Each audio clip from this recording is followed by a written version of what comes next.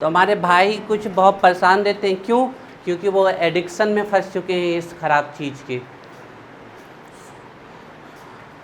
तो वो क्या करते हैं, कफ सिरप ले आते हैं, कफ सिरप 4-5 बोतल, और कफ सिरप पी जाते हैं। अरे ट्रूली बात है भाई, ये ट्रूली बात है, फैक्चुअल बात है। कफ सिरप ले आते हैं। आप लोग कफ सिरप पिए और आपको नींद ना आए तो हम मान जाएं।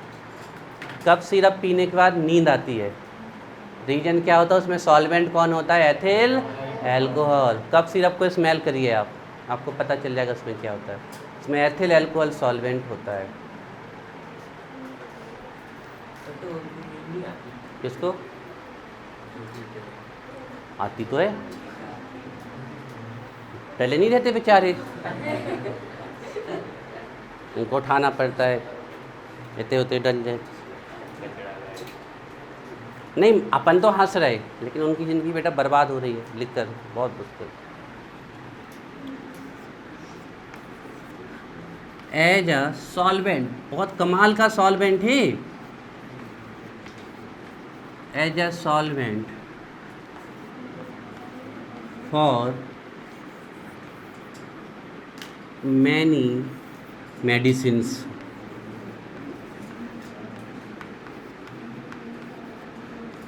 मेडिसिन या सिरप लिख लो।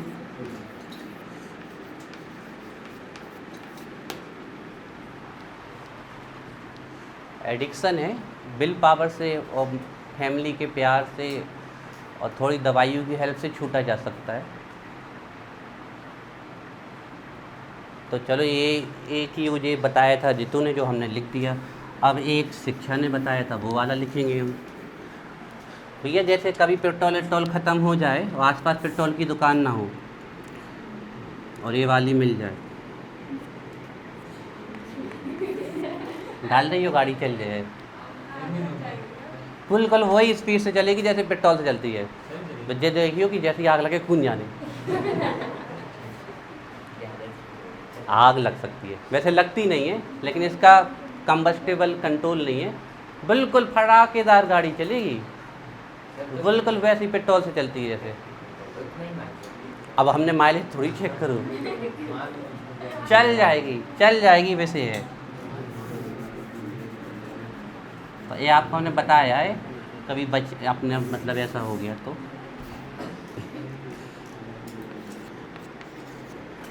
अपने पेट्रोल डीजल ख़त्म हो रहे हैं, आओ भैया सब हो जाए, लेकिन जंगल में फंसे घर तो जाने। अब अपन इंजन देखे कि घर देखे? जब तुम जंगल में फंसोगे या आउटसाइड फंसोगे, तुम ना इंजन देखोगे ना कुछ, तुम तो ये सोचोगे मैं घर मिल जाए। अरे भैया समझ लो, फीलिंग समझ लो, हम आपको समझा रहे हैं। As a source of fuel, fuel का सोर्स है। भविष्य में बहुत ज़्यादा चांसेस है कि यही फ्यूल आपको मिलने वाले हैं और हाइड्रोजन गैस मिलने वाली है। एक खुशखबरी बता रहे, कल पीएनजी के दाम बढ़ गए। पेट्रोलियम नेचुरल गैस, जैसे सीएनजी होती है कंप्रेस्ड नेचुरल गैस, वैसे ही पीएनजी होती है। अगला यूज यहाँ कहीं से आया था क्या? As a spirit of wine, है ना? तो अगला देख लो, in the formation of beverages. Beverages मतलब Rasna, in the formation of beverages. बच्चों देखो, आप लोग हमें गलत मत समझना, पर वो ऐसा टॉपिक है ही है, और हम आपको अगर ऐसे नहीं समझाएंगे तो आप कैसे समझोगे? इसलिए हम समझा रहे हैं। बेवरेजेस मतलब रसना, यही होता है, शरबत होता है बेवरेजेस का मतलब, पेय पदार्थ। In the formation of beverages. और इतने ही आए थे, और कौन आए थे? As anti freezing substance for radiators, ethylene glycol वाला यूज आ गया। एज एन एंटी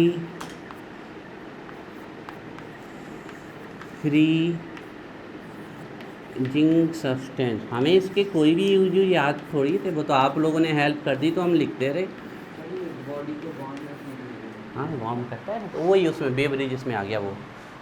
आप लिख सकते हो एज ए स्टिमुलेट, है ना, for body, as a biological stimulate, as a biological tonic, बिल्कुल लिख सकते हो।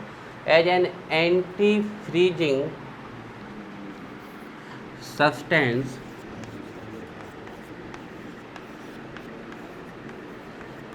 For radiators.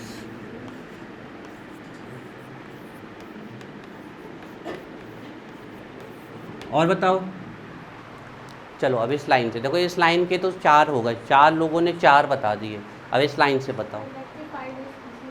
रेक्टिफाइड स्प्रिट बनाने में यूज होता है, प्रॉपर्टी हो गई, प्रॉपर्टी में आ सकता है, यूजेज में तो नहीं। डीनेचर्ड एल्कोहल, ये भी प्रॉपर्टी में आ गया, है ना। इस लास्ट में लिख लेंगे जब ना बनेंगे अभी। और चलो हो गया, और बताओ कोई। हाँ बिल्कुल सही है, सैनिटाइजर में यूज कर सकते हो उसे, ये बहुत बढ़िया यूज है। दोनों है ना, कॉस्टली है। हाँ बोलो।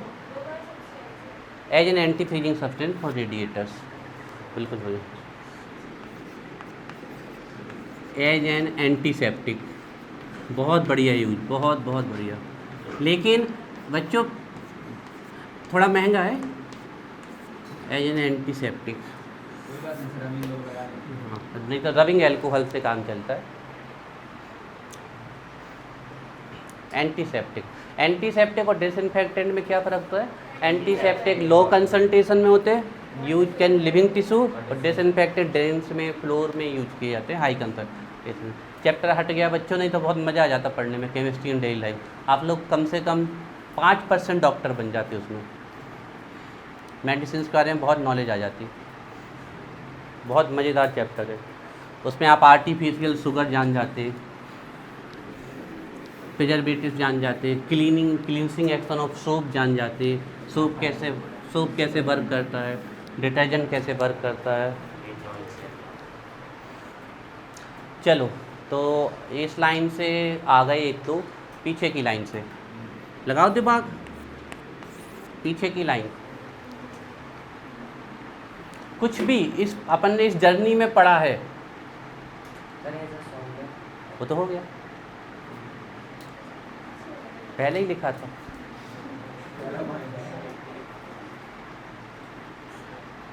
कहीं हमने जो अभी जर्नी हमारी चली है उसमें एथिल एल्कोहल का बहुत गजब का यूज आया था हेलो एल्केन हेलोएरीन में। Chloroform, in the formation of chloroform and iodoform. तो इतने होशियार बच्चे, थोड़ी सी हिंट दो वेस तुरंत पकड़ लेते। इन the formation of chloroform and iodoform, in the formation of chloroform and iodoform. बच्चों अब हमारे अंदर के तो ख़त्म है, आप लोग निकाल सकते हो तो निकालो। अब ऐसे जैसे आपको लिखना हो as a rectified spirit power alcohol, ये लिख लो। In formation of power alcohol, denatured alcohol, rectified spirit, ये सब लिख देना बाद में। फिर तो आप लोग इतने समझदार हो कि एक ही यूज को 5 बार लिखते हो, लेकिन सामने वाला समझ ही नहीं पाता।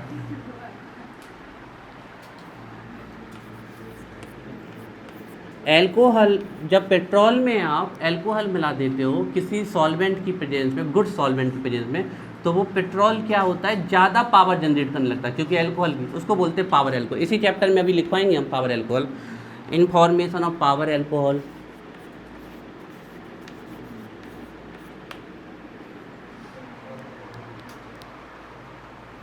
और भी बहुत सारी यूज हैं, आपने देखा था एल्कोहल से हमने हेलो एल्किन बनाए थे, है ध्यान, PCl5, PCl3, SOCl2, ये सब लिख सकते हो आप, ये all are the use. Alcohol से हमने इथीन बनाई, ये भी इसका यूज है, लेकिन हमने वो लिखे हैं जो सबसे खास है अभी, तो और लिख सकते हो, रेक्टिफाइड स्प्रिट, डीनेचर्ड एल्कोहल। और कोई बोलना चाहता है कुछ? कोई पीछे आगे कुछ भी, कोई भी बच्चा बोलना चाहता हो तो बता दो। देखो ये वाले यूज सब आपके पास से आए हैं, एंटीसेप्टिक वाला सैनिटाइजर में यूज होता है। लोग लॉजिक बहुत गलत लगाते हैं। पता है कैसा लॉजिक लगाया गया था? बोले कि एथिल अल्कोहल तो एंटीसेप्टिक है, कोरोना वायरस एथे से धो दे तो पी ले भी तो अंदर भी धो दे। अंदर जाके वो टिश्यू से, सेल से रिएक्शन कर लेता है, मल्टीप्लाई हो जाता है, वहाँ ये वर्क नहीं करेगा। यहाँ उसके जीवित रहने के लिए कोई कंडीशन नहीं है, तो यहाँ वो सैनिटाइजर से। कोरोना वायरस है क्या, किसी को पता है? इट इज आरएनए मॉलिक्यूल, ये आरएनए का मॉलिक्यूल है आपका, और ये आरएनए के मॉलिक्यूल के बाहर है प्रोटीन की लेयर।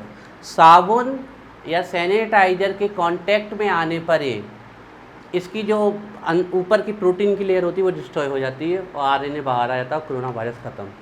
हमारी बॉडी में जब जाता है तो हमारे रिसेप्टर साइट पाई जाती हैं, रिसेप्टर साइट, उसी रिसेप्टर साइट पे जाके कोरोना वायरस चिपकता है और एक आरएनए मॉलिक्यूल से मल्टीप्लाई होकर 2, 3, 4 हज़ार बनते हैं। यही तो एंटीबॉडी करती है, आपकी बॉडी में जाके मल्टीप्लाई करती है।